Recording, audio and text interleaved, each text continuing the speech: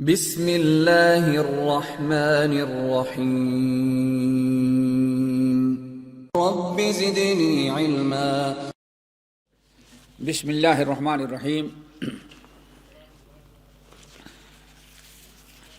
Number 5، والسنۃ عندنا آثار رسول اللہ صلی اللہ علیہ وسلم۔ السنۃ عندنا آثار رسول اللہ صلی اللہ علیہ وسلم۔ آثار، سنت کس کو کہتے ہیں؟ پانچواں مسئلہ امام احمد بن حنبل بتانا چاہتے ہیں کہ سنت کیا چیز ہے۔ کہتے ہیں ہمارے نزدیک، یعنی صحابہ کے نزدیک، ہم مسلمانوں کے نزدیک سنت نبی صلی اللہ علیہ وسلم کے آثار کو کہتے ہیں۔ آثار، اثر جانتے ہیں آپ جو چلتے ہیں تو آپ کا قدم جو پڑتا ہے، جو نشان بنتا ہے، اس کو کہتے ہیں آثار، آثار قدم۔ اس کو آثار کہا جاتا ہے، یعنی چھوڑی ہوئی چیز۔ نبی صلی اللہ علیہ وسلم جو چیز چھوڑ کے دین کی گئے، باتیں گئے، وہ سب ہمارے لیے کیا ہے؟ سنت ہے۔ سنت دوستو 3 قسم کی ہوتی ہے، اس کو سمجھنے، اور تینوں قسم کی سنت ہمارے لیے واجب الاتباع شرعی چیز ہے۔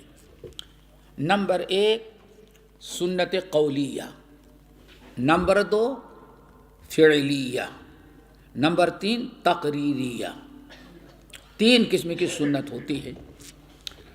نمبر 1، نبی صلی اللہ علیہ وسلم نے جس چیز کو اپنے زبان سے، شریعت کی جو بات آپ نے بتا دیا، اس کو سنت کہا، حدیث کہا جاتا ہے، سنت کہا جاتا ہے۔ اور اس کو کہتے ہیں قولی، قول کے معنی بات، یعنی قولی سنت ہے۔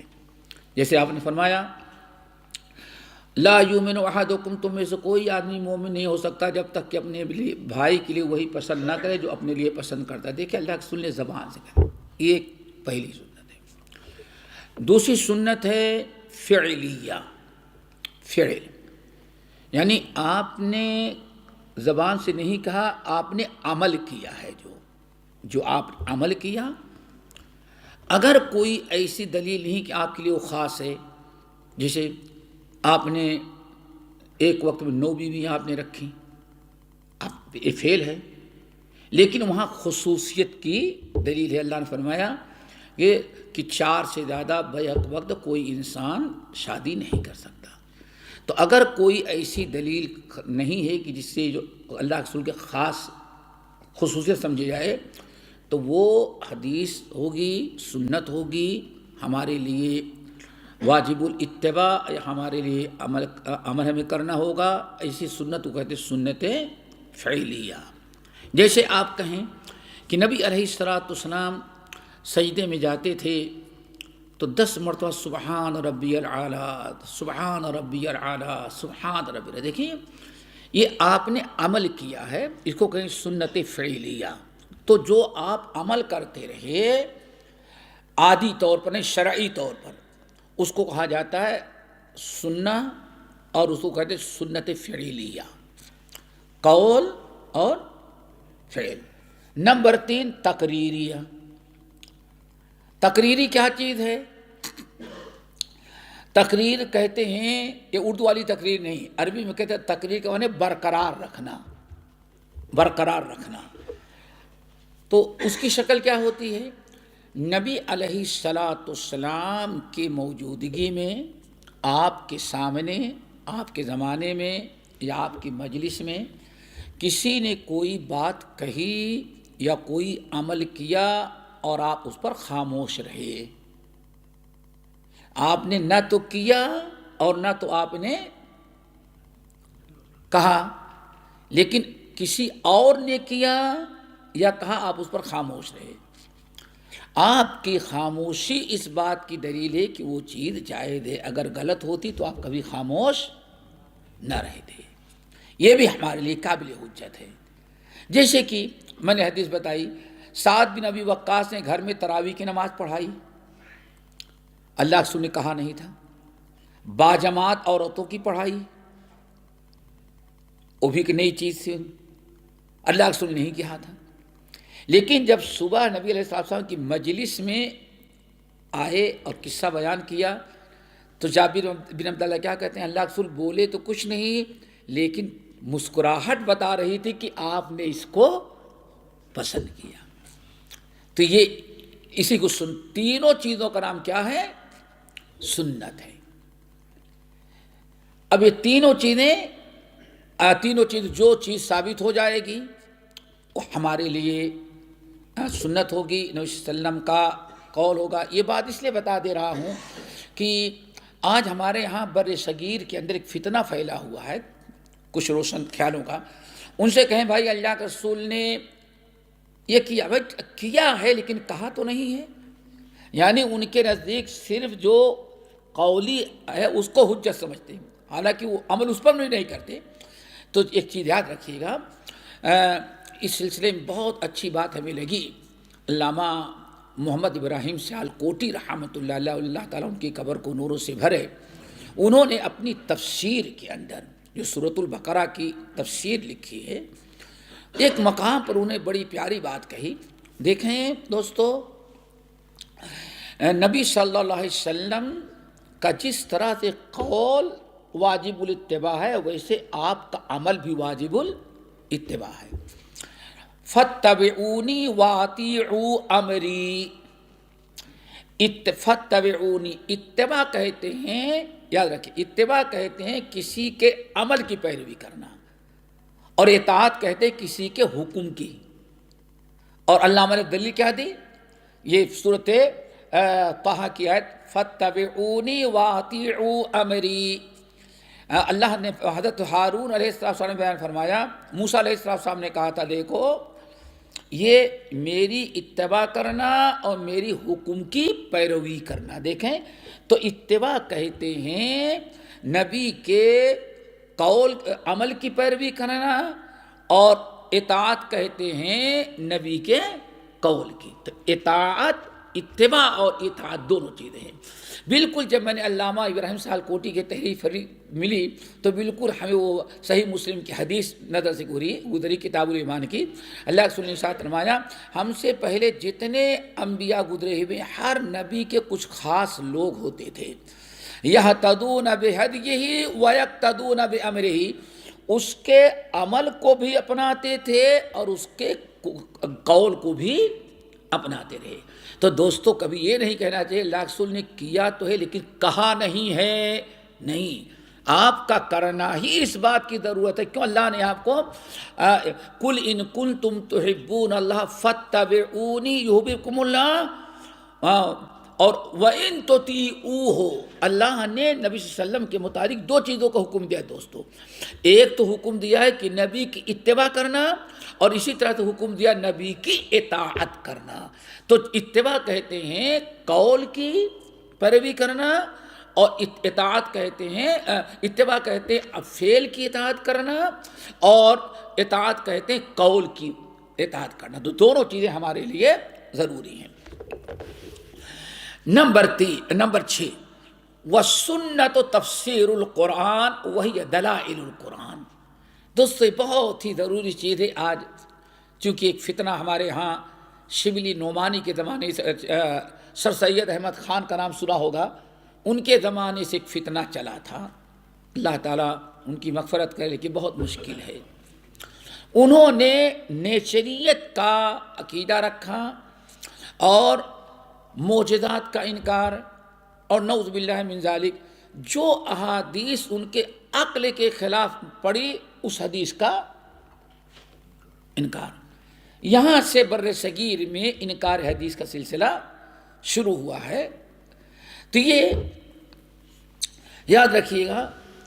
फिर उनके बाद एक दूसरा फितना आया जिसमें और बहुत सारे लोग हमारे बर्र सगीर के, कि कुरान को समझने के लिए सिर्फ अरबी ज़बान काफ़ी है, कुरान को समझने के लिए हदीस की कोई ज़रूरत नहीं।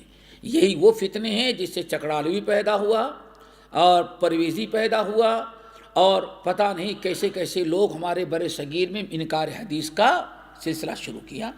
تو یہاں یاد رکھیے گا وَالسُنَّةُ تفسیر القرآن، سننا قرآن کی تفسیر ہے، سننا قرآن کی تفسیر ہے۔ نہیں کیا مطلب ہے؟ قرآن نے کہا اقیموا الصلاۃ، اتنا ہی کہا ہے نا، اقیموا الصلاۃ وارکعوا واسجدوا ہے، وقوموا للہ قانتین۔ اللہ نے سجدے کا حکم دیا، نماز پڑھنے کا حکم تو دیا، لیکن ظہر کی 4 رکعت ہے اور چاروں سری ہوگی، ایک رکعت میں 1 رکوع 2 سجدہ ہوگا، پورے قرآن میں کہیں اس کی تفصیل موجود نہیں ہے۔ وآتوا الزکاۃ ہے، زکوٰۃ دیں، لیکن زکوٰۃ کیش ہے، سونا چاندی، اس کی زکوٰۃ کیسے نکالیں گے، کتنی نکالیں گے، کب نکالیں گے، کیا حساب ہوگا؟ پھر آپ کے پاس فصل ہے، کھیتی باڑی، اس کی زکوٰۃ کیسے نکالیں گے؟ آپ کے پاس باغات ہیں، ان کی زکوٰۃ کیسے نکالیں گے؟ ایک جانور ہیں آپ کے پاس چرنے والے، اونٹ ہیں، گائے ہیں، بھینس ہیں، بکریاں ہیں، سب پر زکوٰۃ ہے، بشرطے کہ نصاب کو پہنچ جائیں۔ تو نصاب ہونا چاہیے۔ تو یہ زکوٰۃ کا حکم تو قرآن نے دیا، لیکن اس کو مکمل طریقہ کب نکالیں، کیسے نکالیں، وہ طریقہ قرآن میں کہیں نہیں ہے۔ وہ سب کہاں ملتا ہے؟ حدیث میں۔ تو اس لیے قرآن سننا قرآن کی تفسیر ہے۔ ایک چیز یہاں آپ حضرات یاد رکھیے گا، اللہ تعالیٰ نے عام طور پر ہم لوگ تو کہتے ہیں قرآن نازل ہوا، اللہ تعالیٰ نے دونوں چیزیں نازل کی ہے دوستوں، قرآن بھی نازل کیا ہے اور حدیث بھی۔ سورۃ النساء کی آیت نمبر 113 ہے، وَأَنزَلَ اللَّهُ عَلَيْكَ الْكِتَابَ وَالْحِكْمَةَ وَعَلَّمَكَ مَا لَمْ تَكُنْ تَعْلَمْ وَكَانَ فَضْلُ اللَّهِ عَلَيْكَ عَظِيمًا۔ دیکھا آپ نے، اللہ نے 2 چیز، وَأَنزَلَ اللَّهُ عَلَيْكَ الْكِتَابَ وَالْحِكْمَةَ، اللہ نے کتاب آپ اتاری ہے، اور کیا اتاری ہے؟ حکمہ۔ تو اللہ نے ایک چیز نہیں اتاری، 2 چیزیں اتاری ہیں، کتاب بھی نازل کی، حکمہ بھی۔ اور تمام اہل علم کے نزدیک جہاں کتاب کے ساتھ حکمہ آتا ہے وہاں سننا مراد ہوتی ہے۔ اچھا، پھر ان دونوں کے پڑھنے کا ہمیں حکم دیا گیا اور دونوں کے یاد کرنے کا حکم دیا گیا۔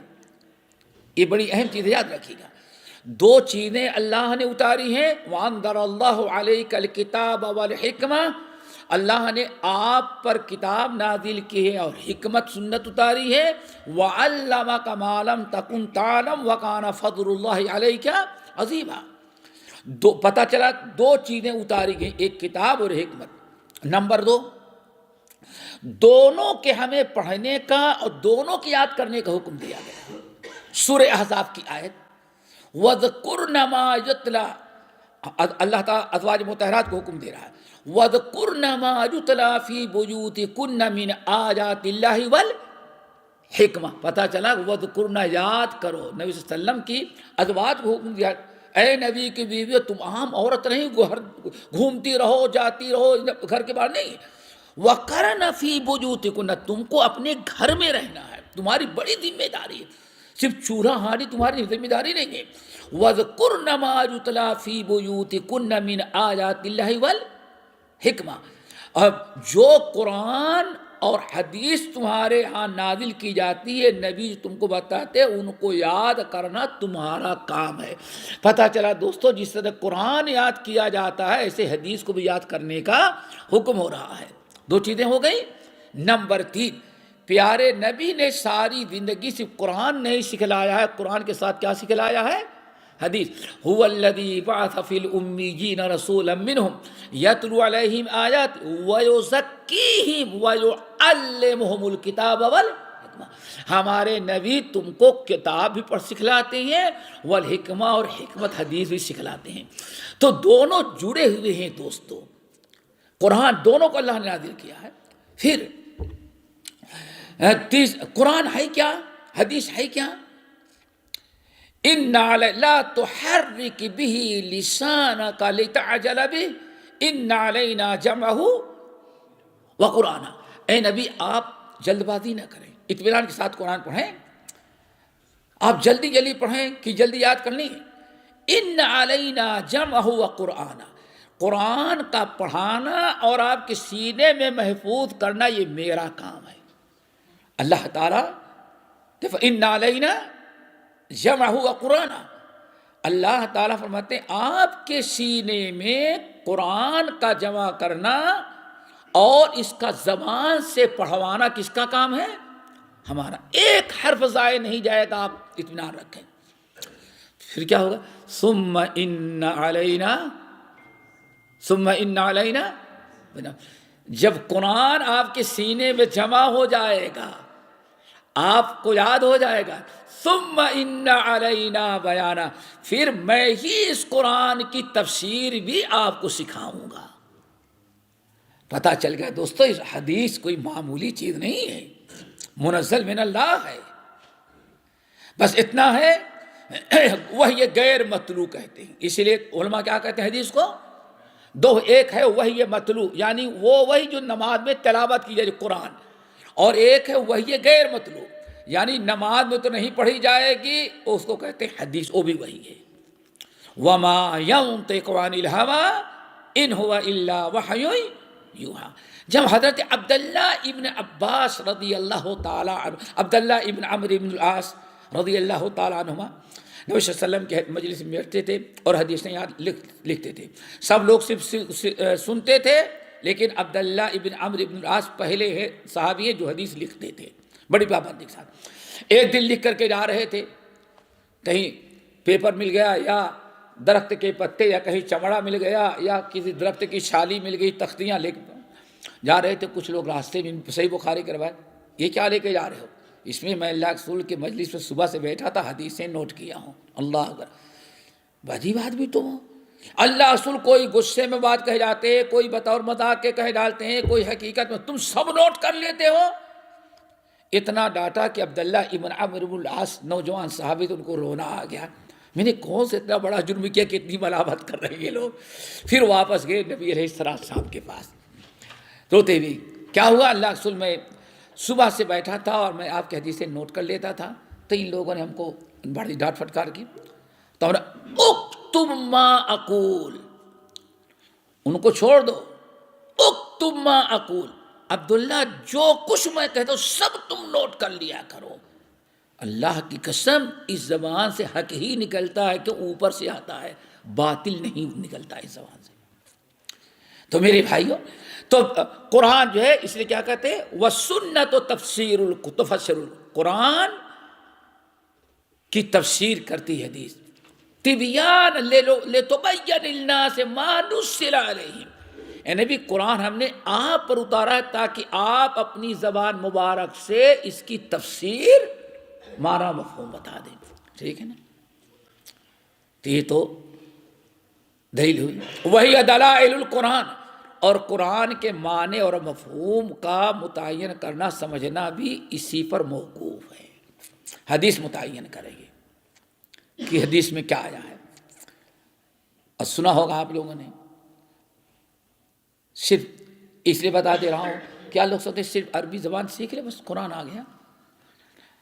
نبی علیہ السلام پر کوئی قرآن پاک کی آیت نازل ہوئی، کھاتے پیتے رہو رمضان کے مہینے میں حتیٰ یتبین لکم الخیط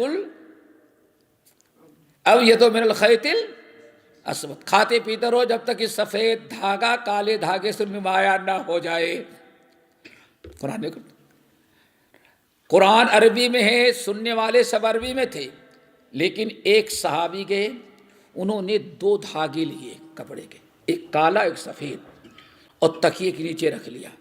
صبح ماشاءاللہ کھاتے پیتے مست، وہ بھی نہ لائٹ ہے نہ کھڑکی ہے، پرانا کچا گھر ہوتا تھا، سورج نکلنے کے بعد بھی بہت سارے گھروں میں اندھیرا ہی رہتا تھا، خوب کھاتے پیتے رہے اور نکال کے دیکھتے جاتے کون سفید ہے کون سا کالا ہے۔ کافی دن تک سیر ایسے کرتے رہے وہ، جب پتہ چلتا ہے سفید ہے کالا تو ماشاءاللہ نہیں، اب سحر رمضان روزہ شروع ہو گیا، اب سحر کا وقت ختم، نہیں کھاؤں گا نہیں پیوں گا، ایک عرصے تک ماشاءاللہ کھاتے رہے۔ ایک دن نبی علیہ السلام کی مجلس میں بیٹھے، کچھ بات ہوئی، اللہ کے رسول میں نے تو مسئلہ حل کر لیا ہے۔ کیا کیا بھائی؟ قرآن پاک نے کہا کھاتے رہو پیتے رہو جب تک کہ کالا دھاگا سفید دھاگے سے نمایاں نہ ہو جائے. تو میں نے 2 دھاگے رکھ لیے تکیے کے نیچے اور نکال کر دیکھتا رہتا ہوں, اور جب تک اتنا اجالا نہ ہو جائے کہ کالا کون ہے سفید, تب تک کھاتا پیتا رہتا ہوں. اللہ سورہ ہنس پڑے, ماشاء اللہ ان وسادک العریض, تمہارا تکیہ کتنا لمبا ہے بھائی کہ پورا مشرق آ گیا. اللہ کے بندے وہ مراد نہیں ہے, اس سے وہ سفید دھاری اور کالی دھاری صبح صادق و صبح کاذب ہوتے. دیکھیں یہاں ایک نقطہ یاد ہے دوستو, عربی تھے, صحابی تھے, عربی میں قرآن تھا, لیکن قرآن کا معنی سمجھ نہ سکے. آج انڈیا پاکستان میں نہیں, ورڈ ٹو ورڈ کر دیں بس, وہ کیا سمجھے گا آدمی, کوئی پنجابی بولنے والا, کوئی سندھی بولنے والا, کوئی سراکی بولنے والا, کوئی اردو بگڑی ہوئے بولنے والا, بنگالی, وہ کیا سمجھے گا جب تک اس تفسیر نہ کی جائے.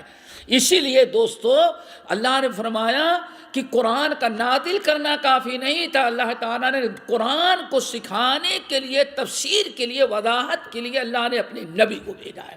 لِتُبَيِّنَ لِلنَّاسِ مَا نُزِّلَ إِلَيْهِمْ, بارک اللہ, لِتُبَيِّنَ لِلنَّاسِ مَا نُزِّلَ إِلَيْهِمْ. تو قرآن کا معنی مفہوم کون متعین کرے گا؟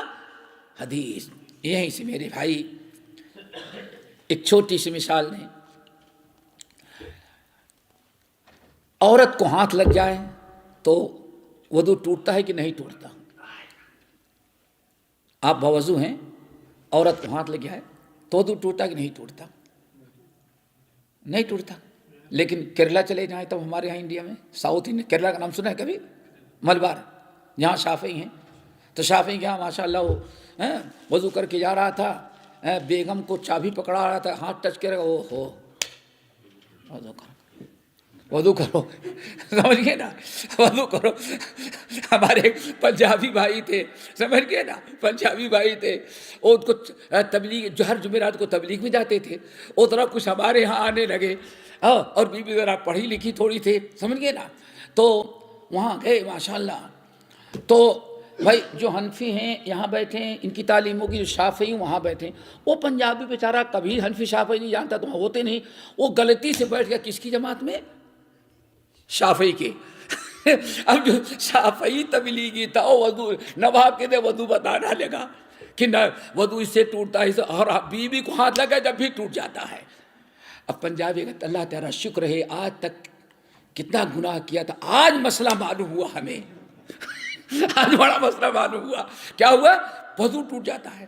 اب آئے, اللہ والد تھے بیچارے, بیوی بچے نہیں ہوئے تھے, میاں بھی تو ایک ہی برتن میں وہ سالن لے کے, اچھا کیوں وضو کر کے کھانا اتنا ثواب ہے, بغیر وضو کھانا اتنا نہ, سب کچھ ہے. وضو کر کے بچایا کھانا کھانے کے لیے. اب سالن پلیٹ پیالہ ایک ہی ہے, روٹی ہے کیا, سالن اور بوٹی کیا. اب بیوی وہ ہاتھ ڈال رہی ہے, تو ان کا ہاتھ ٹچ ہو گیا, یہ ڈالے اس کا ٹچ ہو گیا, لقمہ وہیں چھوڑ گئے, وضو کرنے کے لیے گئے, وضو کرنے کے لیے گئے, پھر لوٹ کے آئے, تھوڑی دیر میں پھر ٹچ ہو گیا, پھر وضو کرنے کے لیے. اب بیوی بیچاری پریشان, وہ جب تبلیغی جماعت میں کلو والوں نے کیا سکھا دیا, اس کا وضو ہی نہیں رک رہا.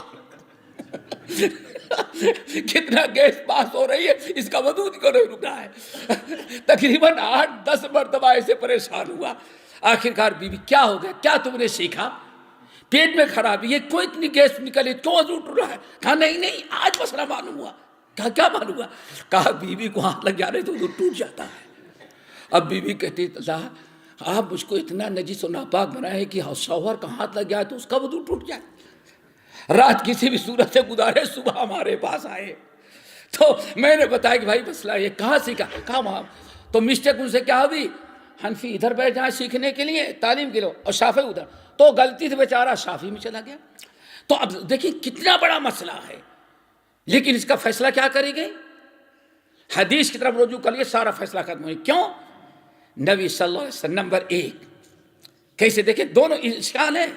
اولا مستم النساء, قرآن کی آیت ہے, یا کہ عورت کو تم نے چھو لیا. اب کچھ لوگوں نے چھو لینے کے بعد کہا ہاتھ ٹچ ہو جانا, اور کچھ نے کہا نہیں وہ خصوصی تعلق قائم کرنا ہے, بستری کرنا ہے. اب لمس کے معنی چھونا ہے, اولا مستم النساء. اب فیصلہ کیا کرے گا, دونوں اشکال ہے. اب اگر حدیث پر انسان عمل کرے فیصلہ ہو جائے گا. کیوں؟ نمبر 1 حضرت عروہ کھڑے ہوئے ہیں, حضرت عروہ حضرت عائشہ رضی اللہ تعالیٰ عنہ کے شاگرد تھے، حدیث پڑھے. ام المومنین عائشہ رضی اللہ تعالیٰ نے حدیث بیان کر دی کہ نبی صلی اللہ علیہ وسلم قبل بعض ازواج نبی صلی اللہ علیہ وسلم، نبی علیہ السلام اپنی بعض بیوی کو بوسہ دیے اور نماز جا کر کے پڑھا دیے. یعنی تو انہوں نے کہا اچھا بعد بیوی کو بوسہ دیے اور جا کے نماز، انہی اللہ اتنی محبوب بیوی تو آپ ہی اللہ رسول کی تھی، کوئی اور نہیں ہوگی. حضرت کے بیوقوف گئی خالہ تھی نا، ایسے نام لے ڈانٹا تھا. اب دیکھیں یہاں لازمی چیز ہے، نبی صلی اللہ علیہ وسلم نے بوسہ دیا اور جا کر کے نماز پڑھا دی. اگر آیت کا معنی وہ ہوتا کہ ٹچ ہو جائے تو اللہ کے رسول کو وضو کرنا تھا، لیکن وضو نہیں کیا. نمبر 2 صحیح بخاری کی روایت، کمرہ تنگ تھا، نبی علیہ السلام رات کو تہجد کی نماز پڑھتے تھے، حضرت عائشہ لیٹی رہتی تھی. اور جب آپ کو سجدہ کرنا ہوتا تو نبی علیہ السلام نماز کی حالت میں حضرت عائشہ کے ایسے ٹچ کر دیتے پیر کو، حضرت عائشہ پیر سمیٹ لیتی اور اب تہجد کی نماز پڑھ لیتے. یہ 2 حدیث اگر انسان کسی آیت کے معنی میں، آیت 2 معنی کا احتمال رکھتی ہے، 3 معنی کا احتمال رکھتی ہے، حدیث کی طرف رجوع کر رہے ہیں تو حدیث بتا دیتی کہ ہاں یہاں معنی کیا ہے. معنی کا مطلب اولا مسم النساء ہم بستری ہے، نہ کہ عام طور پر ٹچ کر لینا. تو دوستو اس لیے بتایا احمد بن حنبل نے وسنت و تفسیر القرآن وہی دلائل القرآن، قرآن کے معنی کی رہنمائی، دلیل کے معنی رہنمائی، قرآن کے معنی کی رہنمائی کرتا ہے قرآن، کرتی حدیث. کس کا معنی یہ ہے یہ نہیں ہے. آگے بات سمجھیں. نمبر میرے بھائیوں نمبر 7 بڑا اہم ہے، وَلَيْسَ فِي السُّنَّةِ قِيَاسٌ. اللہ تعالیٰ سب کو توفیق نصیب فرمائے. سنت اور حد آ جانے کے بعد قیاس کا معاملہ نہیں ہوگا. کیا مطلب ہے؟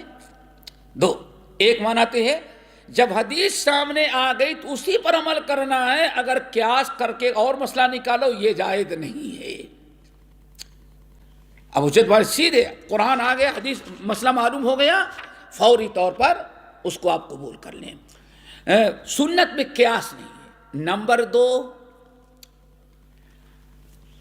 ایک عقلیت پرست، جیسے میں نے کہا سر سید احمد خان نے یہ فتنہ شروع کیا، حدیث کو عقل کی کسوٹی پر کسنا. یہیں بھٹکے ہیں لوگ، یہیں بھٹکے ہیں. حدیث کو عقل پر نہ کسے، ہماری عقل میں نہیں آتی. اور آج کیا لاجک، ٹھیک ہے حدیث اس کا لاجک کیا ہے میرے بھائی؟ لاجک سب بات کی چیزیں پہلے اللہ کے رسول سمجھنا ماننا.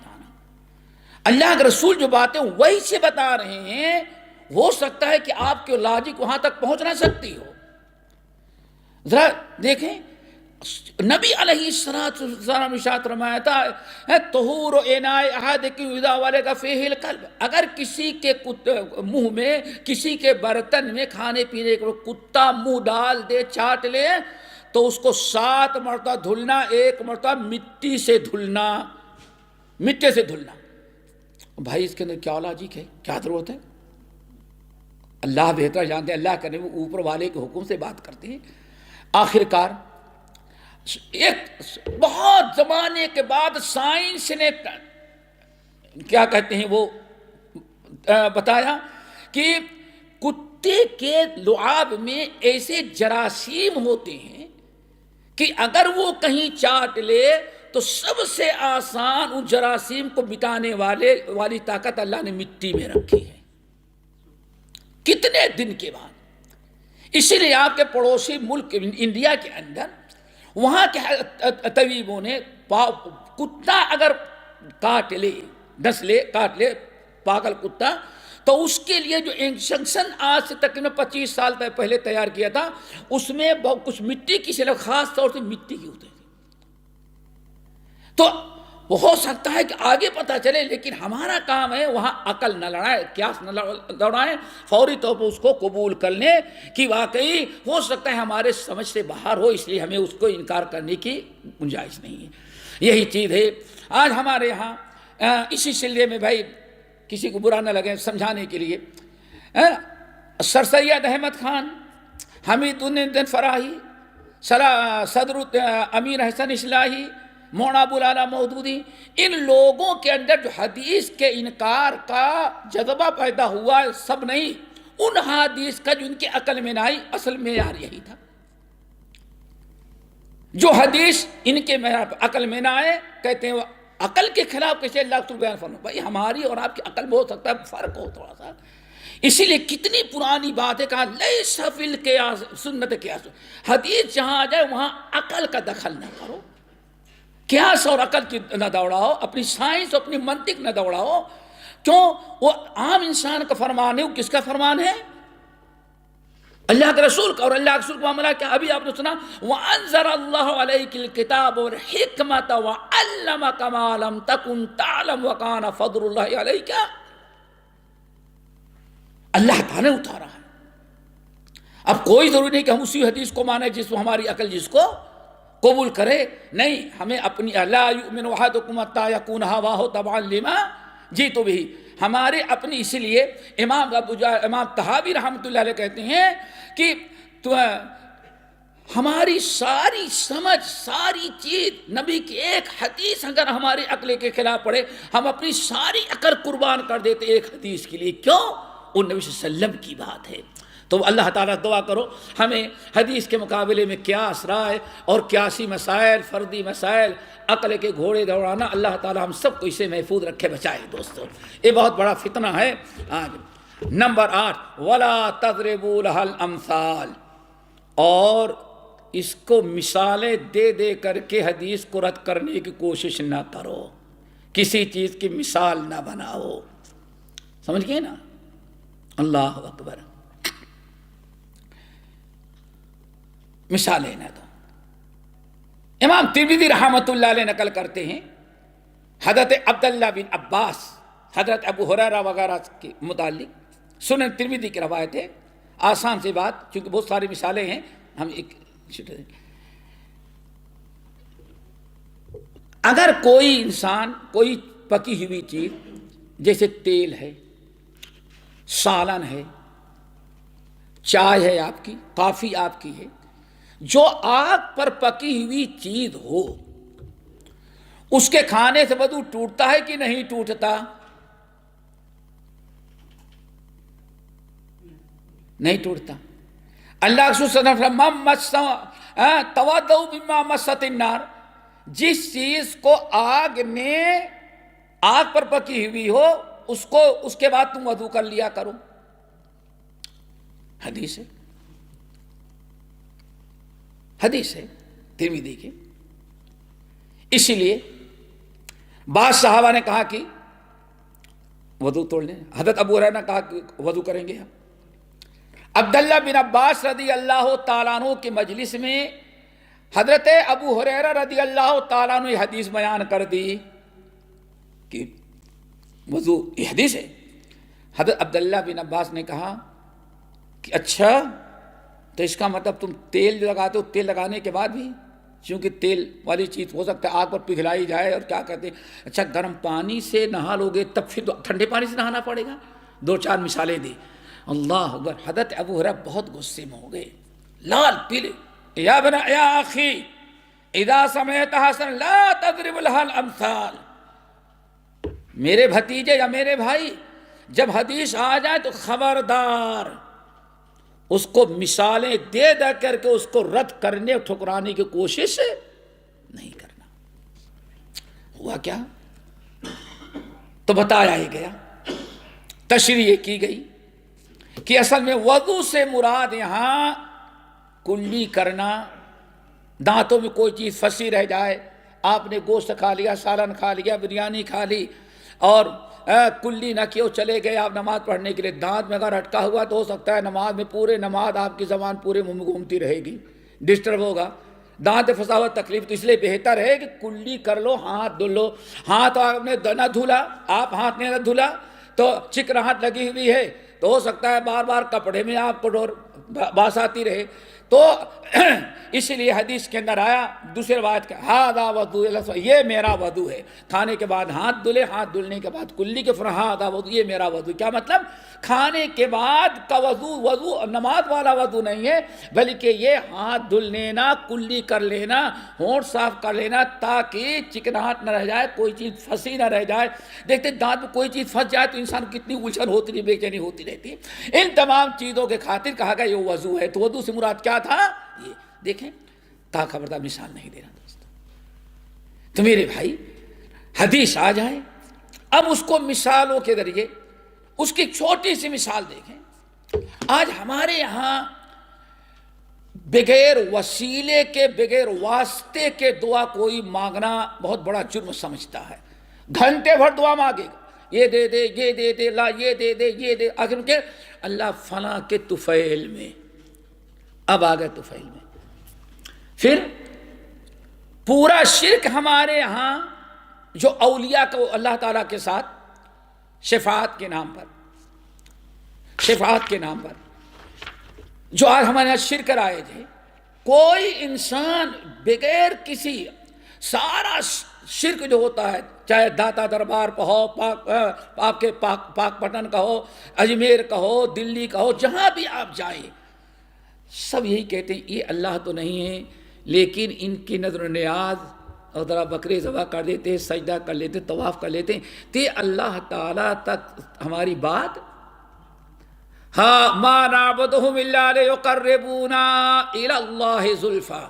ہم ان کی عبادت نہیں کرتے کہ ہمارے خالق مالک ہیں، یہ تو ہمارے جیسے بندے، لیکن اللہ کے ولی، اللہ نے ان کو اتنا پاور دیا ہے کہ اللہ تعالیٰ سے یہ میری بات منوا لیتے. ہاں اولئک شفاعنا عند اللہ. اور یہاں ایک چیز اور یاد رکھیے گا، کفار مکہ آخرت تو ایمان رکھتے نہیں تھے، آخرت پر ایمان نہیں رکھتے تھے نا، وہ مرنے کے بعد زندہ نہیں کیے جائیں گے. پھر شفاعت سے مراد کیا ہے؟ یہاں اولاد کے لینے دینے کا، دنیاوی چیزوں، دنیاوی مرادیں پوری کرنے میں ہماری شفاعت کر دیتے. اسی شفاعت کے نام پر پورا برصغیر شرک میں ڈوبا ہوا ہے. انسان نماز تو نہیں پڑھ سکتا، لیکن ہفتے میں ایک دن حاضری ضرور دیتا ہے. اللہ اکبر. کیا وجہ ہے؟ کیا مثال دیا؟ ارے صاحب واہ، ایک معمولی سے آفیسر کے پاس جب تک چھوٹے آفیسر کو نہ ملائے وہاں تک آپ نہیں پہنچ سکتے، تو اوپر تک آپ ڈائریکٹ کیسے پہنچ سکتے ہیں؟ دیکھا پورا شرک جو ہے قرآن حدیث پر مثال پیش کرنے کا. میرے خیال سے مثال سمجھ میں آ گئی ہوگی. قرآن و حدیث دین کے بعد جہاں جائیں تسلیم کر لو اس کو، اور مثالیں دے دے کر کے اس کو پیچیدہ نہ بناؤ. اور آج پورا شرک یہی کہیں گے بھائی ہم کہاں اور وہ کہاں، ہمارے اندر اتنا کہاں کہ ہم ان کی وہاں تک پہنچ سکیں، اتنے گنہگار. حالانکہ ایک مرتبہ ہندوستان میں ایک جگہ گئے تھے، تو جہاں پروگرام تھا سے خواجہ کالونی، خواجہ کالونی بڑی مشہور جگہ برِ صغیر کی. ایک ولی گزرے ہوئے جن کی 1.5 میٹر کی چوٹی تھی، شاید وہی ہے، گیسو دراز نام سنا ہوگا، گیسو دراز. وہاں گئے تو وہاں لوگوں نے کیس کر دیا ہمارے اوپر کہ پروگرام نہ ہونے وہاں بھی آیا ہوا ہے. بہرحال عدالت میں گئے، کٹگھرے میں کھڑے ہوئے، اللہ نے فتح مبین عطا کیا، اور آج علامت تک 12 مسجدیں اہل حدیثوں کی ہو گئی ہیں وہاں. سمجھ گئے نا. اور وہ داستان بیٹھ دیتے پھر کسی اور موقع پہ کیسے اللہ نے ہمیں نجات دیا، یہ ہمارا ہلکا پھلکا ہونا یہ کام آیا ہے. وہ سارے مولوی بہت موٹے موٹے تھے. تو جج نے کہا یہ صحیح لگ رہا ہے، کیوں؟ ایک اللہ والا ہے کھاتا کم ہے، دبلا پتلا ہے، اور تم لوگ جھوٹے ہو. کیوں؟ تم لوگ اللہ کو نہیں مانتے، کھاتے رہتا ہو. سمجھ گئے نا. تو یہ سچا ہے. اسی نقطے پر اس نے ہمیں ہمارے حق میں فیصلہ کیا، ورنہ بہت خطرناک مسئلہ تھا. تو دیکھیں کہ میں نے ایک مثال دیا، ذرا سوچو کہ ہاں اولئک شفاعنا عند اللہ، یہ ہمارے سفارشی ہیں. کیسے کہا جا سکتا ہے کہ ان کو ان سے جوڑ دیا جائے، ان سے مثال دی جائے؟ ابلیس کی میں نے مثال دی. ابلیس سے برا کائنات میں کوئی ہے میرے بھائی؟ کیا خیال ہے حافظ صاحب؟ شیخ آپ کا کیا خیال ہے؟ ابلیس سے برا کوئی ہوگا؟ لیکن ابلیس نے کہا فَأَنذِرْنِي إِلَىٰ يَوْمِ يُبْعَثُونَ، اللہ تعالیٰ قیامت تک کے لیے یہ مہلت دے دے. اللہ نے فَإِنَّكَ مِنَ الْمُنظَرِينَ جا میں نے دے دے. میں نے کہا یارو ابلیس کے دعا تو بغیر وسیلے کے اللہ قبول کر لے, تمہاری دعا بغیر وسیلے کے اللہ قبول نہیں کرے گا. نہیں سمجھ آیا؟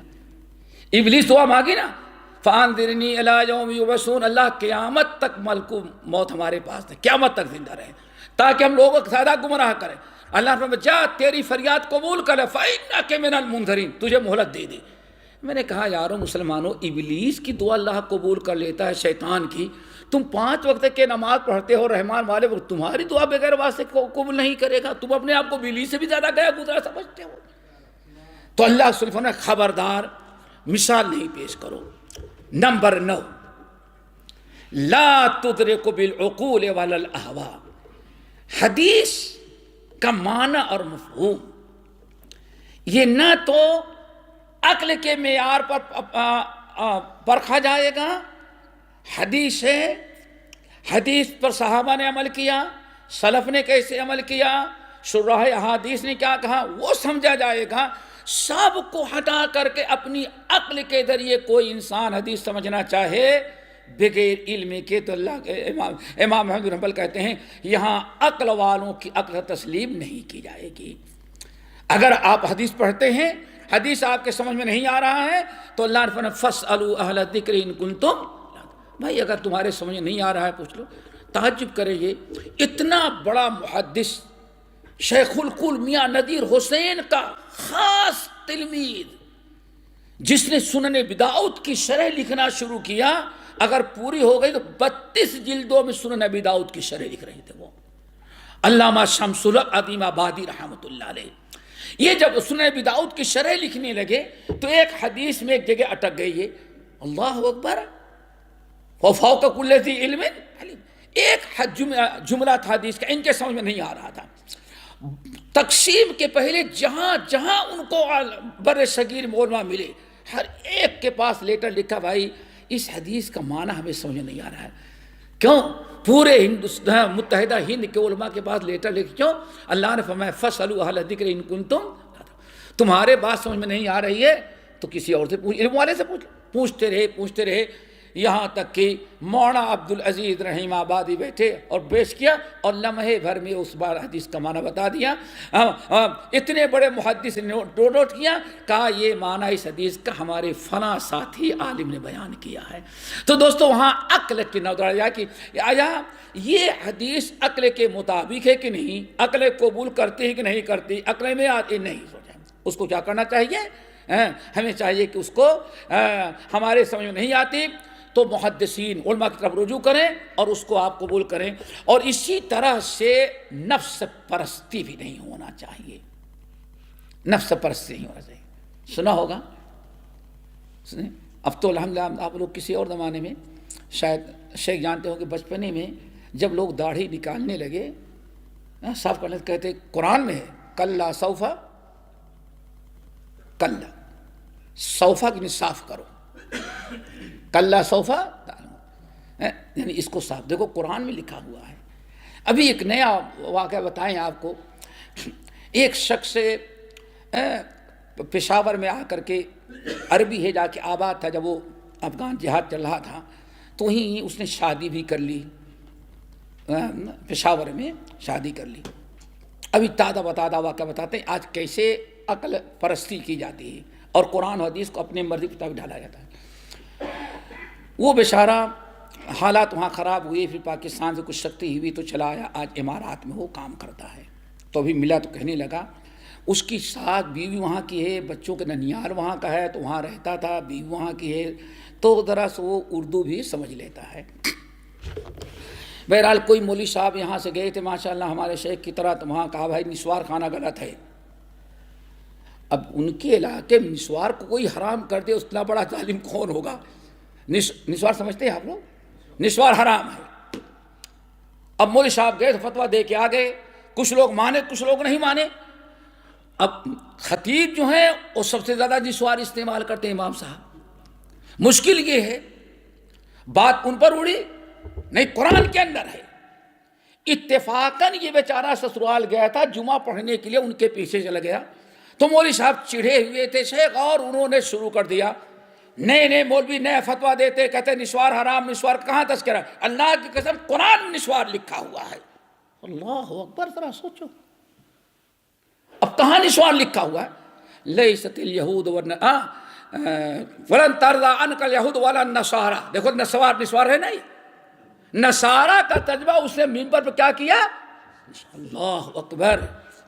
اسی لیے کتنے پہلے امام احمد بن حنبل کہتے خبردار، ولا الاہوا، نفس پرست جو ہوگی، نفس پرست اب جب حدیث کی شرح کرے، حدیث کا معنی بتائے، تو وہ حدیث کو توڑ مڑوڑ کر کے اپنے مطلب کی بات، اپنے مطلب، حدیث کا مفہوم نہیں، وہ اپنا مفہوم متعین کرے گا اور لوگوں کو عربی بتائے کہ یہ دیکھو یہ، تو اسے کہا کہ خبردار، نہ تو عقل لڑائی جائے گی اور نہ تو نفس پرست۔ کیوں؟ نفس پرست ہمیشہ حدیث اور قرآن کو خود تو بدلتے نہیں، قرآن کو بدل دینے کی مقدار انہوں اپنے بدعات کو ثابت کرنے کے لیے اس طرح گھیر کر کے لائیں گے، اس لیے اس نے بچنا چاہیے۔ اللہ اکبر۔ نمبر 10،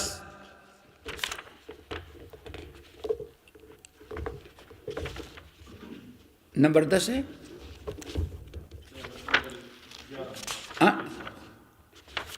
نمبر نہیں، نمبر 10 ہوگا نا، ہاں نمبر 10 ہے۔ ہاں تو کبھی بھی نہیں، اب اس میں بہت ساری چیزیں آ جائیں گی، جیسے اللہ تعالیٰ، آپ لوگوں نے سنا ہوگا کہ روزانہ اللہ تعالیٰ رات کو، آدھی رات کے بعد کہاں نازل ہوتے ہیں؟ سمائے دنیا پر۔ اب کچھ لوگوں نے کہا بھائی کیسے نازل ہوگا؟ کوئی لفٹ ہے، کوئی سیڑھی ہے، اللہ ہمارے تمہارے طرح آتا جاتا رہتا ہے۔ دیکھیں اب بدعت، اہل بدعت طرح طرح سے اس کے اندر اشکال پیدا کرتے ہیں۔ حالانکہ اللہ کیا فرماتے ہیں؟ لیس کمثلہ شیء، اللہ کیسے کیا کرتا ہے اور کیسے اس کی مثال کائنات میں کوئی دے ہی نہیں سکتا۔ لیس کمثلہ شیء۔ تو اب اس میں چوں چرا اور ایسے کرنا اور کیسے ہوتا ہے، عقل کی لڑائی ضرورت نہیں ہے۔ اب اللہ رب العالمین قیامت کے دن کیسے کرتا، اللہ تعالیٰ بہتر جانتا ہے۔ امروہا کما جات، جیسے آپ سنتے ہیں حدیث کے اندر آیا ہے، ہمارے لیے فضیلت، ہم فضیلت تو نہیں، کتنی فضیلت کی چیز ہے۔ اللہ کے رسول فرماتے، اللہ تعالیٰ حدیث قدسی سمائے دنیا پر آتے ہیں اور کہتے ہیں حل من مستغفرین، ہے کوئی دن کا گنہگار جو آج رات کو استغفار کر رہا گناہوں کو یاد، میں اس کی مغفرت کر دوں۔ اللہ اکبر۔ ہے کوئی مریض، حل من مسترزقین، ہے کوئی روزی روٹی کا، نوکری کا، کھانے پینے کا محتاج جو نوکری چاہتا ہو، کاروبار چاہتا ہو، اگر اس وقت ہم سے وہ مانگ رہا ہے تو میں اس کو دینے کے لیے سمائے دنیا پر آیا ہوں۔ ذرا سوچیں، حل من، ہے کوئی مریض جو اس وقت بیماری کو دور کرنے کی دعا کر رہا تو ہم اس کی دعا کو قبول کر لیں۔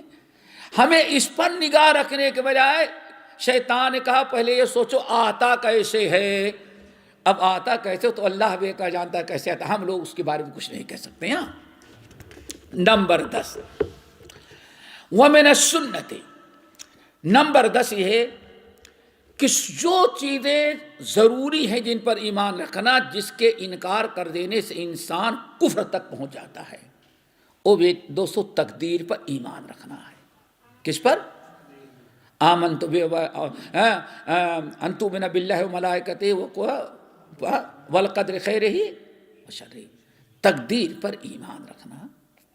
اب تقدیر کے معاملے میں الجھنا، مباحثہ کرنا، بحث کرنا، اللہ کے رسول نے اس سے منع کیا ہے۔ اور بعض روایات سے پتہ چلا جتنی امتیں ہلاک ہوئی ہیں، برائیاں کرنے لگے ہیں، سب سے پہلے انہوں نے تقدیر کے مسئلے میں خرابی پیدا کی۔ جہاں تقدیر کے مسئلے میں الجھے اس کے بعد سے گمراہ ہوتے ہوتے یہاں تک وہ اسلام ہی سے نکل گئے۔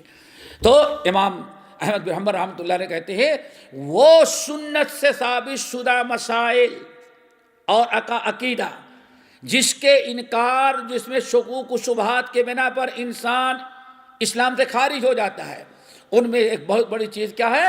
ایمان بالقدر ہے، تقدیر پر ایمان رکھنا۔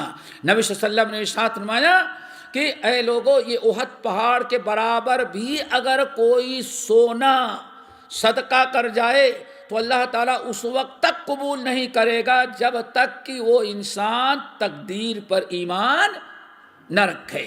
اور تقدیر پر ایمان دوستوں مضبوط ہو جائے تو ہمارے لیے بہت ورد بما قسم اللہ لک تکن اغنی الناس. اپنے تقدیر پر ایمان رکھو تو اللہ تعالیٰ تم کو بہت بے نیاز بنا دے گا اور ساری مشکلات تمہاری پریشانیاں جو ہیں وہ دور ہو جائیں گی. اللہ تعالیٰ سے دعا کرو ہم سب کا ایمان بالقدر جو ہے وہ مضبوط بنائے. دوستو راضی بقضا ہو تو الہی کا مدد دیکھ، دنیا ہی میں بیٹھے جنت کی فضا دیکھ. اگر ہم تقدیر پر راضی ہوں تو ہمیں یاد ہے جس زمانے میں ہم مدینہ یونیورسٹی میں پڑھنے کے لیے گئے تو مسجد مدینے میں ایک آگ لگ گئی. ہمارے استاد تھے بتاتے تھے چشمدید واقعہ. کہتے لے میں یونیورسٹی سے گیا تو وہاں ہنگامہ دیکھا، گلی کے اندر ایک پرانا مکان تھا، آگ لگی اور پورے گھر کے افراد اس میں جل گئے، بیوی، سارے بچے بچیاں، کوئی نہ بھاگ سکا. اور یہ بیچارہ باہر گیا تھا، آیا تو گھر میں آگ لگی ہے. اللہ اکبر. فائر آیا، بجھایا، سب کچھ کیا. ہمارے استاد کہنے لگے وہ شخص ایسے کنارے سے کھڑا، آنکھوں سے آنسو بہا رہا ہے. وہ ایسے دیکھا، لوگ پوچھتے ہیں کیا ہوا؟ کہا ذا قضاء اللہ و قدر، ہم کچھ نہیں کر سکتے، اللہ کا تعالیٰ نے ہمارے نصیب میں یہ لکھا تھا. سمجھیں گے؟ ہمارے تقدیر میں لانے کے لکھا تھا. اللہ اکبر. بہت بڑے عالم تھے ہمارے بر صغیر کے مولانا عبدالجلیل صاحب. مدینہ مسجد قائم ہو رہی تھی تو اس کے پہلے ممبروں میں سے دھیرے انکار کر دیا. اللہ، ان کی نسل یہاں مانچسٹر میں ہیں کچھ لوگ. اللہ اکبر. کل بھی میں گئے تھے ملنے کے لیے. ان کے کچھ گھریلو معاملات میں بیٹی عید، رمضان کی عید آ رہی تھی، عید میں لے جانا چاہے مولانا، لیکن داماد نے کہا کہ نہیں عید میں نہیں جانے دیں گے، بعد میں جائیں گے. مولانا خاموش ہو گئے. عید کے 2 دن گزرے تھے، شوہر کو پتہ نہیں کیا جنون سوار ہوا. ایک چھوٹا سا بچہ جو ہمارا شاگرد ہے آج، وہ کہیں باہر گیا تو سپر مارکیٹ پر، اور اس شخص نے سب کو بند کر کے پورے گھر میں آگ لگا کر کے جلا دیا. بیٹی، نواسیاں ایک طرف سے سب ختم ہو گئے. کیس ہوا، مولانا عدالت میں پیش کیے گئے. مولانا نے جب کھڑے ہوئے اور جج نے کہا آپ کی بیٹی کے ساتھ ایسے کیا ہے، اس کو سزائے موت دی جائے گی. کہ مولانا نے کیا کہا؟ اللہ اکبر. کیا کہا؟ اب آپ دے، لیکن میں تو نہیں کہوں گا. کیوں؟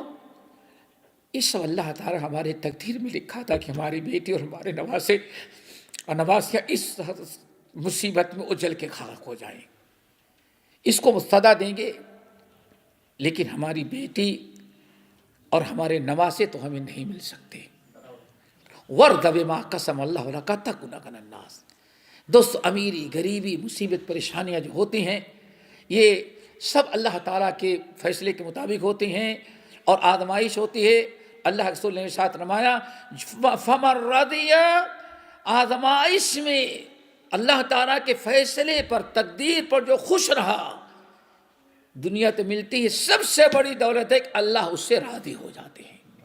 اللہ اس سے فمن رضی فلہ الرضا. اور جو تقدیر پر راضی نہیں رہتا، شکوہ شکایت کرتا ہے، ومن سخط، اور جو ناراض ہوتا ہے، غصہ شکوہ شکایت کرتا ہے، تو اللہ بھی اس سے ناراض ہو جاتا ہے. اللہ تعالی ہم سب کو ایمان بالقدر مضبوطی سے اسے اپنانے کی توفیق نصیب فرمائے. نمبر 11 دوستو، ومن لم يعرف تفسیر الحدیث ويبلغه عقله فقد كفي ذلك وأحكم له فعليه الایمان به والتسلیم له. اس کی بات گزر چکی ہے.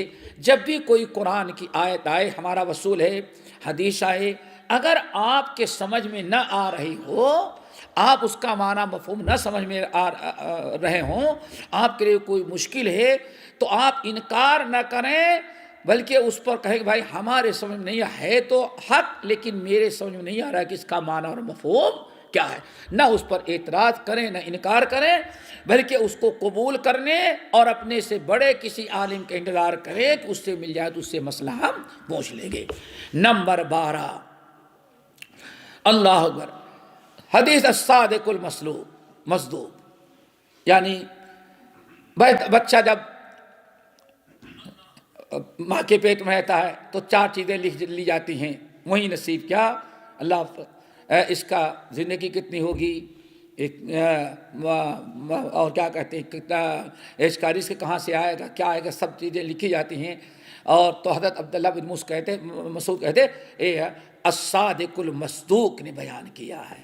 تو امام احمد بن حنبل رحمۃ اللہ کہتے ہیں اس قسم کی باتیں جب آئیں تو عبداللہ بن مسعود کی طرح ہمیں ایمان رکھنا چاہیے کہ گرچہ ہماری عقل قبول نہیں کر رہی ہے تو ہمیں اپنے عقل کا علاج کرنا پڑے گا، ورنہ فرمان تو کس کا، الصادق اور مصدوق کے، وہ جو سب سے سچا وہ ہے، اور اللہ تعالیٰ نے بھی ان کو سچا قرار دیا ہے. اس لیے اللہ تعالیٰ ہمیں ان تمام چیزوں سے محفوظ رکھے.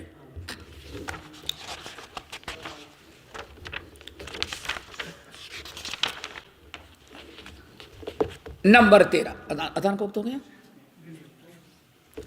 نمبر 13 دوستو، دعا کرو ہم سب کو نصیب ہو، لیکن کب نصیب ہوگا جب ایمان رکھیں گے. احادیث قیامت کے دن اللہ تعالیٰ کا دیدار نصیب ہوگا، اور یہ سب سے بڑی نعمت ہوگی. جنتی جب جنت میں داخل ہو جائیں گے، عائش کی زندگی گزارتے ہوں گے، اللہ تعالیٰ پکارے گا کہ یا اہل الجنہ فیشرئبون، اے جنتیو آؤ تمہیں اللہ تعالیٰ ایک بڑی نعمت دے گا. تو جنتی کہتے ہیں جنت میں جانے کے بعد اس سے بڑی نعمت کیا ہے؟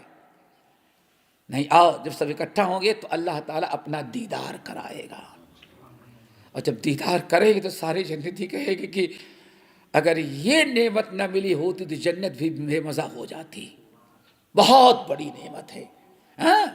وجوہ یومئذ ناظرہ، کتنے چہرے ہوں گے جو الی ربہ ناظرہ، اپنے رب کو دیکھتے ہوں گے. دعا کرو یہ آنکھیں اور ہمیں آپ سب کو اللہ تعالیٰ جنت میں دیدار نصیب فرمائے.